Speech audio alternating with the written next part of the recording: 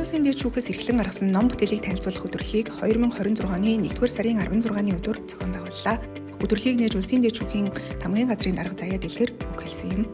Улсын дэд шүүхийн номын сан 4000 гаруй Монгол, 2000 гаруй гадаад ховор ном бүтээлүүд хадгалагдаж байна. За энэ бүтээлүүдийг эргэлтэнд оруулах, судлаачдын хүртэл болох талаар бүхэн одоо ажиллаж байна.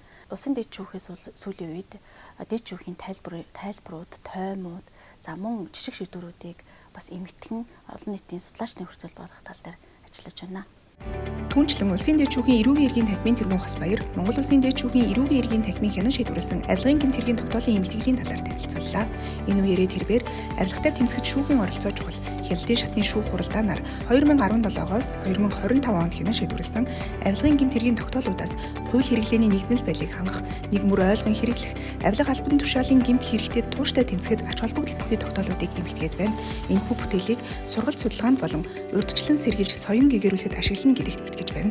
Түүнчлэн өнөөдрийн энэ арга хэмжээний хүрээнд хууль зүйн номын сангуудын сүлжээ бий болох эхлэл тавигдана гэдэгт эргэлзэхгүй байна хэмэв. Мөн өдрөлийн үеэр Монгол Улсын дэд шүүхийн тамгын газрын дарга заяа дэлгэр удирдлагын академийн захирал доктор профессор байгалнаар хамтын ажиллагааны санамж бичигт гарын үсэг зурсан юм. Хоёр байгууллагын номын санг одоо хамтын ажиллагааг нь өргөжүүлж хамтран ажиллах ийм одоо эхлэлийг тавьж байна.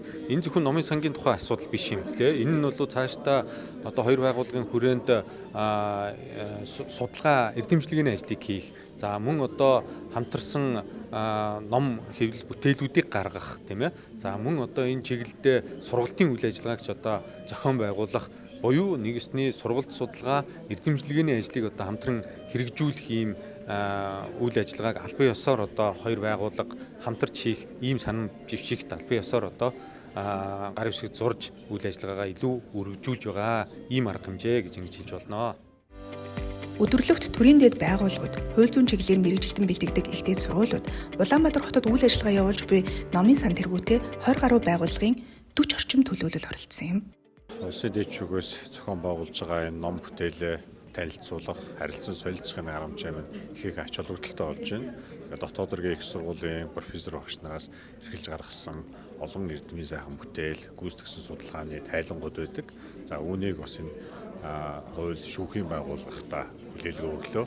Тэгэхээр ингэснээрээ бид бүхэн бол онл практикийн нэгдлийг хангах, тийм ээ. Энэ судалгааны үр дүн практик хийж үр дүнгээ өгөх, практик тулгамдаад байгаа олон асуудалд бас шийдэл гарах их ач холбогдолтой арга хэмжээ гэж бодож байна. Дэд шүүхийн номын санг бас хууль тогтоох байгууллагын хүрээнд парламентын номын санг хаглагдаж байгаа. Парламент судлаа хөгжлийн үрэлээс гаргасан бүтээлийн дээжүүдээс бас номын сандаа саам мөрөгтөн дээжээсээ өргөн барьж байна.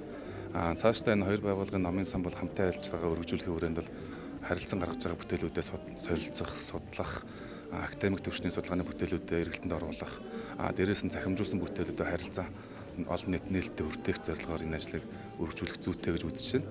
Шүүх эрх мэдлийн байгууллагууд болон энэ хууль сахиулах байгууллагууд тус бүрдээ ингээд ном бүтээлүүд, ном бүтээлийн архив, номын сангуудтай тэгээд энэ арга хэмжээндээр бас сургалт судалгааны байгууллагууд, шүүх эрх мэдлийн байгууллагууд, хууль сахиулах байгууллагуудын төлөөлөлд оролцож өөрсдийн одоо зүгээс гаргасан судалгааны бүтээлүүд, эмхтгэлүүдэд бас солилцож байгаа. Тухайн одоо байгууллагын номын санг баяжуулах, тухайн байгууллагын гишүүд бас энэ илүү их одоо өргөн хүрээний мэдээлэл энэ номоор дамжуулан олж авах ийм боломжууд бас олгогдож байна. Улсын дэд шүүх бол одоо үндэсний төв архивээс амргийн үндсэн одоо мөрөг үүсгэгч байгууллагуудын нэг байгаа. Ялангуяа энэ цахим сан үүсгэж одоо энэ цахимаар үйлчлэх номын сан анхдагч байна гэдэг бол одоо айгүй ач холбогдол чухал гэж бол үзэж байна. За зөвхөн одоо өнөөдрийн хийж байгаа ном бүтээлүүдээс гадна одоо цаашид бол бас одоо түүхэн эрх зүйн сан бүрдүүлж түүхэн баримтчгүүдээр за түүхэн ном бүтээл эмгэтгэлүүдээр одоо энэ бүрдүүлэхэд хамтарч ажиллах юм боломжтой.